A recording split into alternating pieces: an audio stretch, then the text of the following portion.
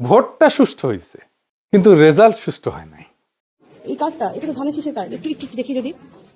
এই যে আপনি তো একজন পোলিং এজেন্ট, আপনি পোলিং এজেন্ট হয়ে কিভাবে ধানের শীষের মানে কার্ড পরে কিভাবে আপনি একজন পোলিং এজেন্টের ভূমিকা পালন করছেন? আপনাকে কেউ আটকায়নি? প্রশাসন বা পুলিশ কিছু বলেনি আপনাকে?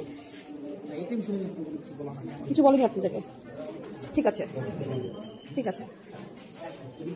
আচ্ছা, আপনারা তো এখানে প্রিজাইডিং অফিসার যারা আছেন, যে আমাদের পোলিং এজেন্ট যে পাশে যে ধানের শীষের পোস্টার নিয়ে যারা বসে বসে যারা পোলিং এজেন্টের কাজ করছে, আপনারা কিছু বলেননি?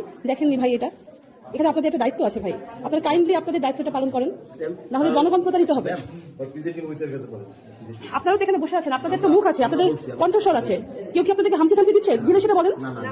আপনারা তো বলতে পারেন যে যার যার জায়গা থেকে স্পিক আপ করতে হবে, ভয়েস রেজ করতে হবে। তাহলে কিভাবে এই যে এই একজন পোলিং এজেন্ট, কিভাবে একজন পোলিং এজেন্ট ধানের শীষের পোস্টার গলায় ঝুলে কিভাবে তারা কি করে?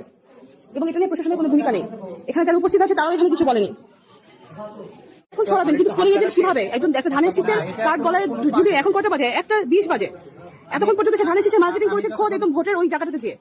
এটা তো নির্বাচনী আচরণ বিধি লঙ্ঘন। এবং এখানে যারা দায়িত্বপ্রাপ্ত মানুষ আছে দুইটা লেয়ারে, প্রথমত যারা রাউন্ড দেওয়ার কথা তারা রাউন্ড দিলেও দেখেনি অথবা রাউন্ড দেয়নি, আর যারা ভিতরে আছে তারা দেখেও এটা না দেখার মতো চোখ বন্ধ করে রেখেছে। তার মানেই হচ্ছে এখানে যারা প্রশাসন আছে, এখানে যারা দায়িত্বপ্রাপ্ত আছে, তারা কিন্তু তাদের দায়িত্বের অবহেলা করেছে ইচ্ছা করে, অথবা তারা দায়িত্ব পালন করার যোগ্যতা নাই।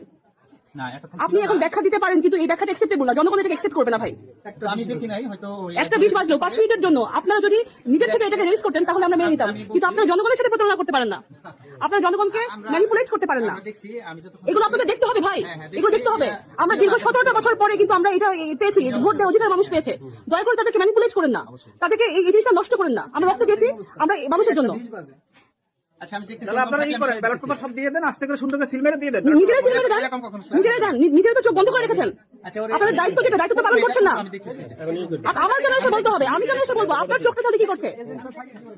আমি একজন প্রার্থী, আমার চোখে যদি পড়ে, তাহলে আপনার চোখে কেন পড়লো না? আপনি তো এখানে অনেকক্ষণ ধরে আছেন, জনগণের অধিকার কেন হরণ করছেন আপনারা? প্রমোশন কনফার্ম হইছে, প্রমোশন কনফার্ম দিছে।